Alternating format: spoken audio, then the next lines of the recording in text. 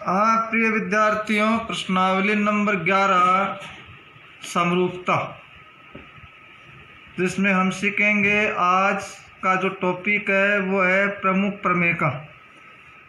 उसमें जो पहली प्रमेय आपकी है वो आधारभूत आनुपातिक प्रमेय, जिसे हम थेल्स प्रमेय भी कहते हैं, इम्पोर्टेंट प्रमेय है। और इस टॉपिक में से एक प्रमेय आने की पूरी संभावना है जो 6 नंबर से कम नहीं आती है।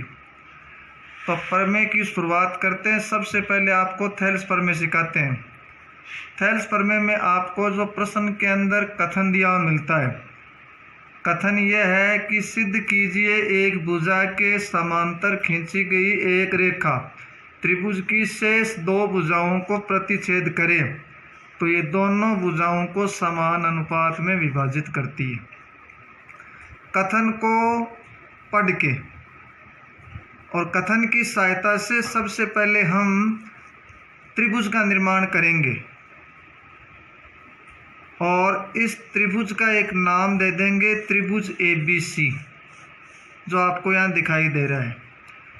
त्रिभुज ABC नाम देने के बाद में फिर कथन पर ध्यान दो कि त्रिभुज की एक भुजा मैंने कौन सी ली है, एक भुजा BC ली है। इस BC भुजा के एक समांतर रेखाखंड मैंने खींचा है DE समांतर रेखाखंड खींच दिया है सबसे पहले। तो सबसे पहले D समांतर खींचने के बाद में दिया का पॉइंट हम लिख लेंगे। दिया में क्या लिख देंगे, त्रिभुज ABC में BC समांतर DE खींची। उसके बाद में जो मैंने कथन के अंदर एक अंडरलाइन कर रखी है कि ये दोनों भुजाओं को समान अनुपात में विभाजित करती है, तो यहाँ से हम सिद्ध करने का पॉइंट तैयार करेंगे। तो जो रेखाखंड DE दिखाई दे रहा है, इस जो रेखाखंड DE है, इस त्रिभुज की जो शेष 2 भुजाएं आपको दिखाई दे रही है, AB और AC, इसके 4 भाग हो जाते हैं। पहला भाग हम जिसको AD कह देंगे, दूसरे भाग जिसको हम BD कह देंगे, तीसरे भाग को हम AE और चौथे भाग को EC कह देंगे। इसका अनुपात बराबर होता है, यानी AD बट्टा DB या BD एक ही बात है, बराबर AE बट्टा EC। ये सिद्ध करने का पॉइंट बन गया। सिद्ध करने के पॉइंट के बाद में हम चलते हैं रचना का जो पॉइंट है ये दिए गए कथन में आपको नहीं मिलता है, ये अलग से आपको इसमें जोड़ना पड़ता है, जिसमें हम कहेंगे कि DM जो है वो लंब डाला गया है AC भुजा पर, त्रिभुज की AC भुजा पर लंब डाल दिया हमने DM। उसके बाद में एक EN लंब डाला है हमने AB भुजा पर, जो आपको ये EN लंब दिख रहा है। और इसके बाद में हमने क्या किया है कि B से E को मिला दिया है और C से D को मिलाया। ये रचना का पॉइंट कंप्लीट होने के बाद में आपको जो चित्र दिखाई दे रहा है वो पूरा हो गया है। चित्र बन जाने के बाद में आगे हम चलते हैं। सबसे इम्पोर्टेंट जो इसका पॉइंट होता है उपपत्ति का, प्रमेय का। उपपत्ति में हम ध्यान देंगे सिद्ध करने वाले पॉइंट पर, AD बट्टा DB AE बट्टा EC। यहाँ से सबसे पहले जो त्रिभुज आपको ADE दिख रहा है, ADE का हम क्षेत्रफल ज्ञात करेंगे। क्षेत्रफल का जो सूत्र होता है 1/2 आधार गुणा ऊंचाई।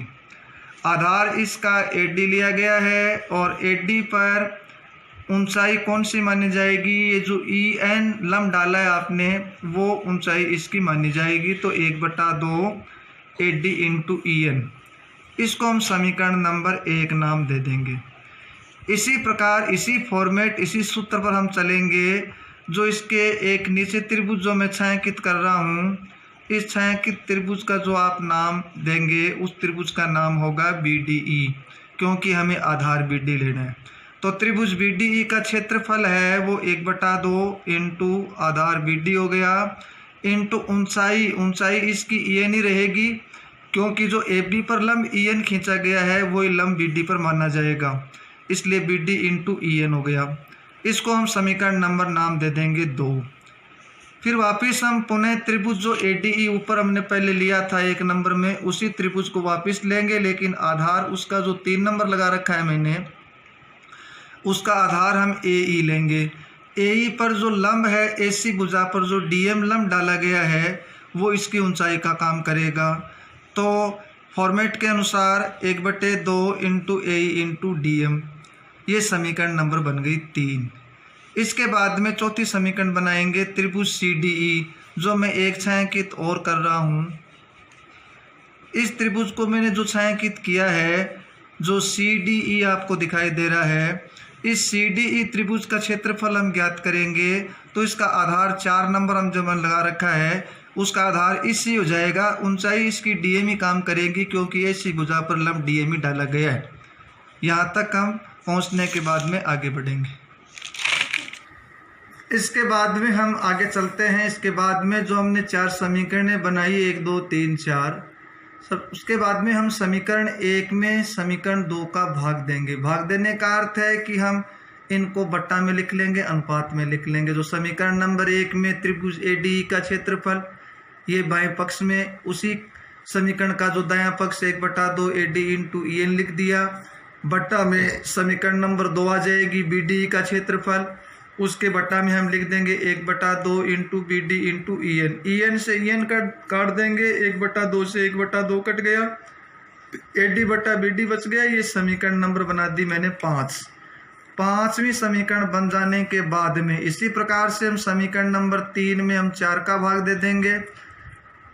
समीकरण नंबर 3 ए डी का क्षेत्रफल 1/2 ए इंटू डी एम, इसके बट्टा में आ गया त्रिभुज सी डी का क्षेत्रफल बराबर 1/2 इसी into D M. D M से डी एम काट दिया, 1/2 से 1/2 कट गया, ए बटा इसी समीकरण बन गई 6।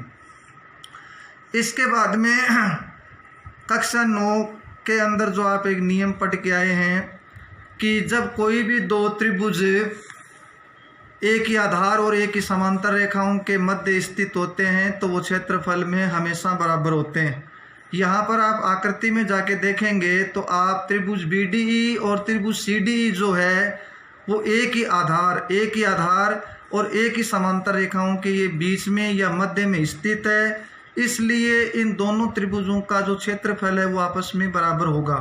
तो हम एक समीकरण बना देंगे कि त्रिभुज बी डी ई का क्षेत्रफल बराबर हो जाएगा त्रिभुज सी डी ई के क्षेत्रफल का। इसको हम समीकरण नंबर हम दे देंगे 7 नंबर समीकरण नाम दे देंगे। इसके बाद में सबसे अंत में हम निष्कर्ष निकालते हैं कि जो समीकरण नंबर आपको 5 दिखाई दे रही है, इस 5 नंबर समीकरण में इसका जो अंश है ए डी ई का क्षेत्रफल और समीकरण नंबर 6 का जो अंश है ए डी ई का क्षेत्रफल दोनों बराबर है। बी डी और सी डी का क्षेत्रफल समीकरण नंबर 7 से बराबर हो गया है। तो हम निष्कर्ष के रूप में कह सकते हैं कि समीकरण 5 और 6 और 7 का एक निष्कर्ष निकलता है सीधा। इसमें हम कह सकते हैं कि ए डी बट्टा बी डी है वो ए बट्टा ई सी के बराबर हो गया है। इस प्रकार से आपकी ये थेल्स प्रमेय इति सिद्धम हो गई है।